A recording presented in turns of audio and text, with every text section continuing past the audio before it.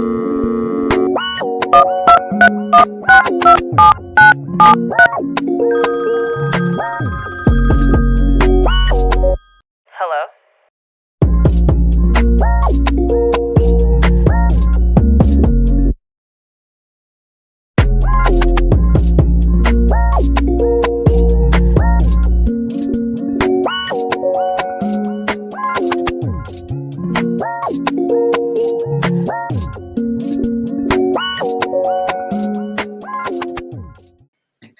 Hi guys, it's Tingz where we Talk to Tingz. Tingz. So guys, as you can see, the pandemic has changed life, and we are doing Talk the Tingz virtually. I really miss having people in the same space. It's just a different vibe.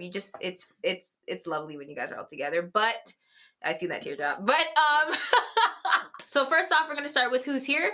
So it's Rob's here, ready to pod. Let's get it done. Monique, what's up? What's up? What's up? Yo, you guys already know it's your girl Cheska's. Talisa. Hey, it's your girl Kaya. It's good, Stefan. Hi everyone, my name is Zoe. We're coming to you virtually. It's your boy Russell Andy, aka Chocolate Season, aka 80 Millie, aka a man with many AKAs.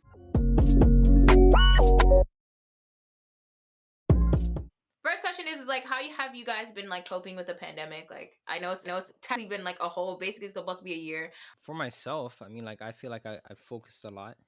For anybody that knows me pre-pandemic, on the weekends, it was ridiculous. So, like, getting a chance to stay in and focus just kind of let me set my priorities straight, get a lot of shit done. You know, make sure that I'm on the right path and doing what I got to do. So, Barely surviving, but you know, the skip the dishes drivers and the Uber Eats drivers been keeping your girl company, okay? Delivering my food on time. It's not too bad because I just had a baby, so thank you. A boy. Oh, congrats. Yeah, next one. So just watching him grow is just been amazing. As for me, like it's been a struggle to cope during this pandemic. The only reason is because I feel like I'm the heaviest I've ever been in my life. I gained about 15 pounds. You can probably see it in my face. We will persevere, you know, and I feel like even though I have a lot of failed attempts at this health journey and this nutrition journey, I feel like I'm getting better. I'm getting better and better. I'm really about to put my hammer down and really focus for this next stretch of this pandemic and come out this pandemic looking like Tyrese. I've been doing well. I've been trying to like focus on doing stuff that I've been wanting to do, but I never had time to do it. So then I'm like, well, I have all this free time on my hands, so I might as well start learning new skills, try to get my YouTube channel a little poppin', try to do different stuff before I go into my profession. But honestly, guys, the pandemic, the panoramic, the whatever is going on doesn't bother me. I've been out here chilling, just doing whatever I've been doing. Yo, relax. I know we're live in the business, but yo, don't talk for I'm me. If anything, it made me want to just do everything I can now before they start locking off everything, you know? Everything is already locked off. Like, no, trust me. No. Like, I mean, the like, stay-at-home order didn't mean enough, or like that? I mean, like, yeah. Before they start getting like militant, they're like, if you don't have the vaccine, you can't do this. Yo, Doug Ford did tell us a ton of yayad. You know what I mean? So like, yo. Personally, for myself, just been maintaining really, nothing too much, you know. Entrepreneur life, low key cuts and all them things. So shameless plug. Nah, but you know, just in the house really. Unfortunately, that's the life we're living right now. I'm not gonna lie, I've been gallivanting this whole pandemic, like the whole year. Like I've been gallivanting. I'm on roads. I'm going parties. I'm not gonna lie, because I already caught COVID. What else am I gonna catch? COVID.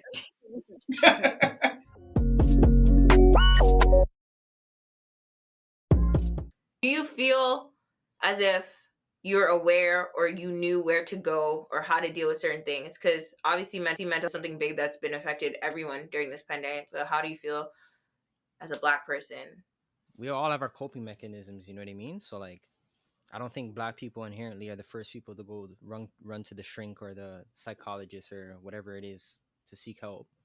You kind of have your own vices and you use those as a coping mechanism, right? So I'm not saying that everybody should pick up a bottle of beer, everybody should pick up the weed or whatever it is, but everybody does what they need to do to kind of help cope with their mental health, especially in times like these, right? So Definitely has taken a toll, even like it on a lot of people around me, myself. It takes a toll on you, but it's something that you have to bounce back from. You can't just sit in it. But it's definitely been something that's been on a rise. I feel like I've been seeing, especially like after like what was it, that whole situation like the Capitol Hill storming and whatnot.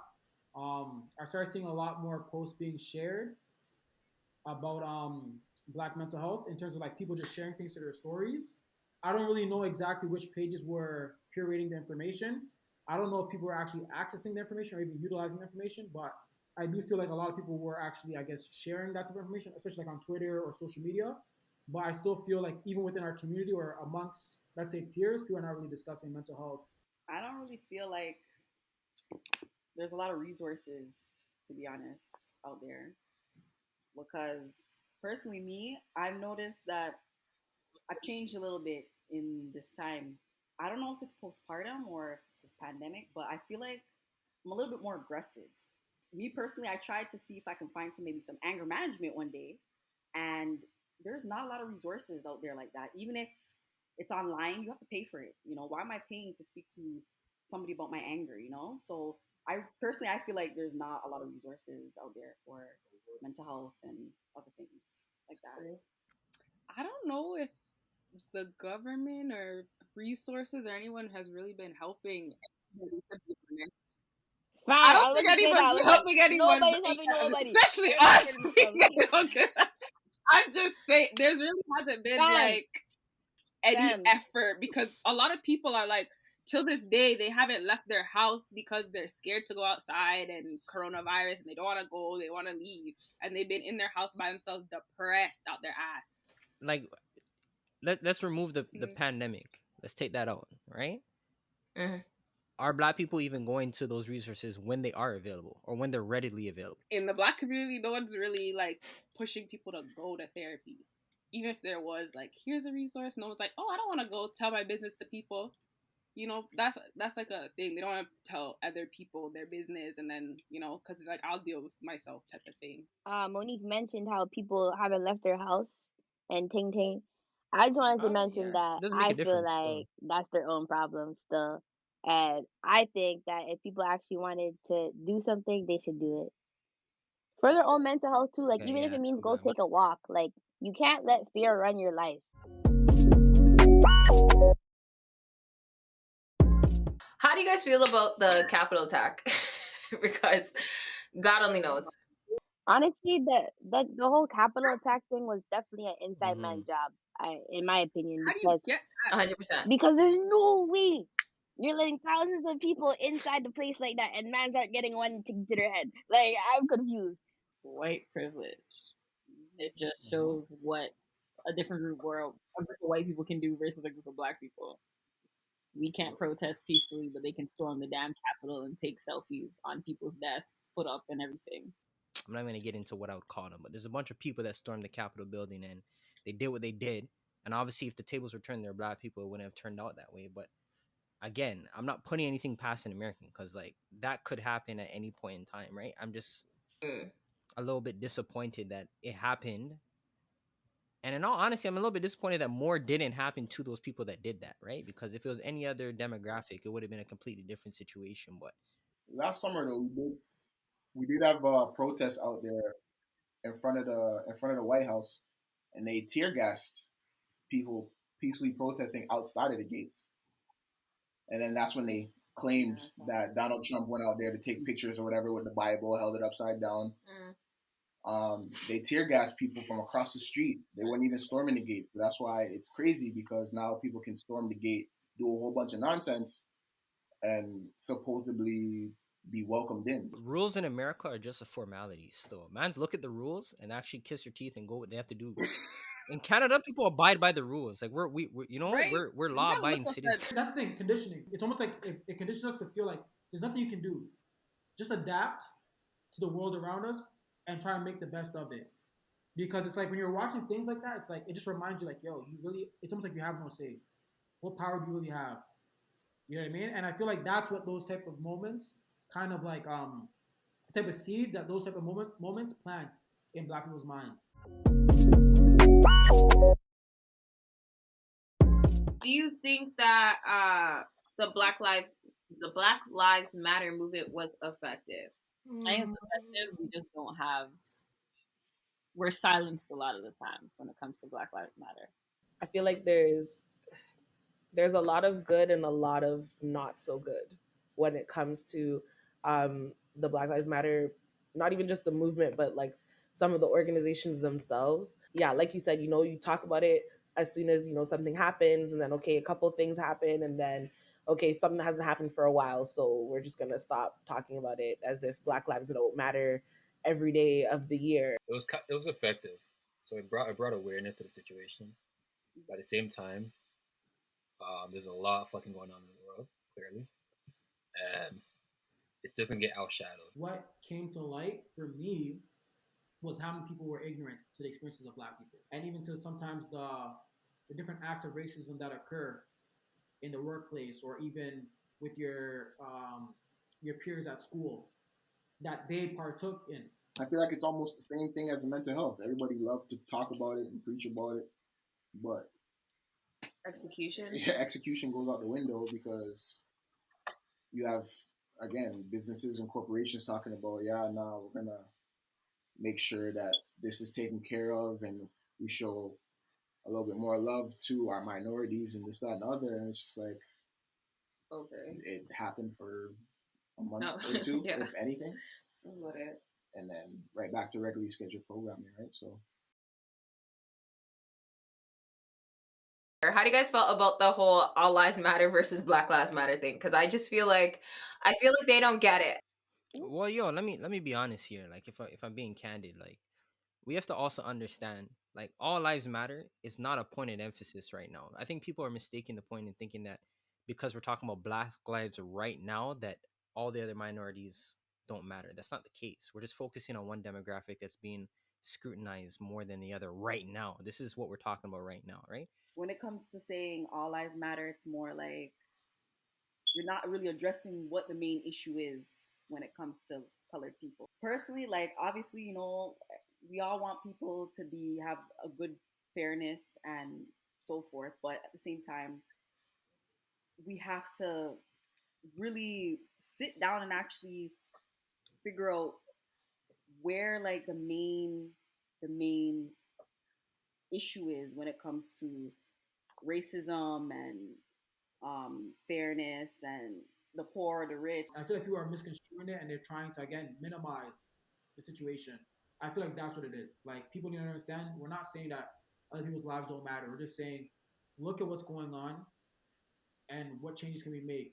When it comes to All Lives Matter, it's just pretty much another way to silence Black Lives Matter. Yeah. Like, you can't really say all lives matter unless Black Lives Matter, because then where all the lives that you're talking about, you're pinpointing one. It's not all lives that we see getting gunned down in the street or gunned down in their home or just gunned down because they're of the color of their skin. And I feel like they only say all lives matter when people say Black Lives Matter. And it's like, come on now. Come on now. It's like, did you think all lives matter before we started saying Black Lives Matter? We're just not talking about that right now. I feel like, yo, anytime someone brings up the all lives matter, we're not talking about that right now. Rest that to the side. We'll get to that. Like, you know what I mean?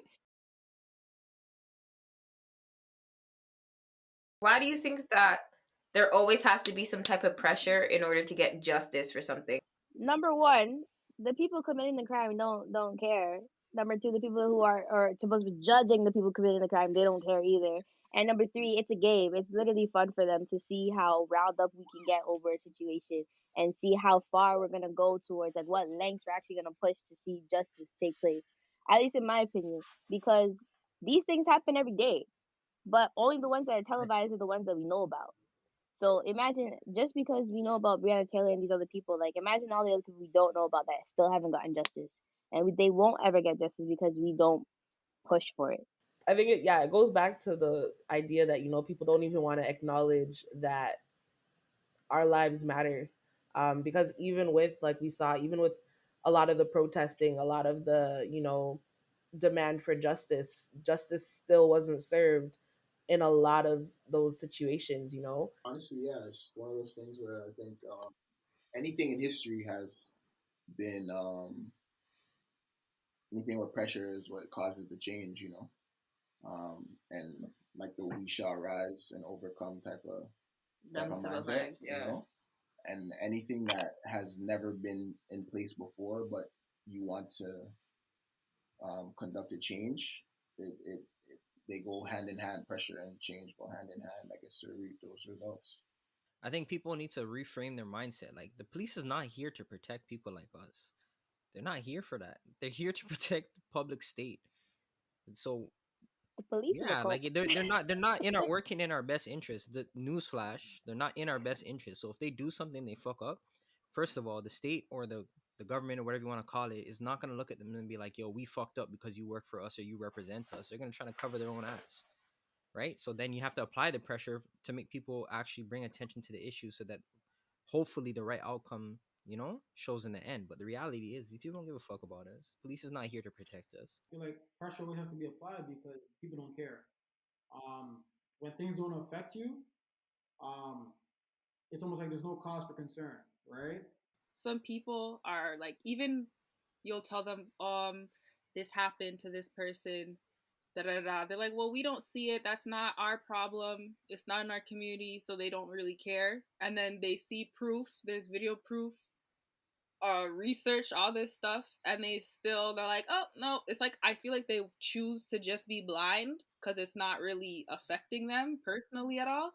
They just don't care. They just don't care, and they're not gonna care until we just keep pushing.